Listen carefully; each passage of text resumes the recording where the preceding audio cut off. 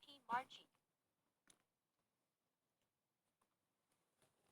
零四库全书，四库全书是中国古代最大的丛书，编撰于乾隆年间，由纪云等多位高官学者编撰，3800多人抄写，历时13年编成。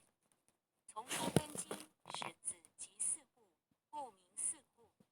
共有3500多种书，9万卷，6万字，约8亿字，基本上囊括了古代所有图书，故称全书。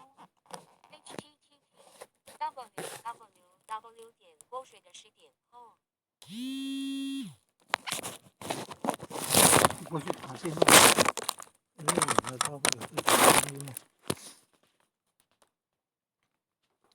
朗读书籍，所有的书籍。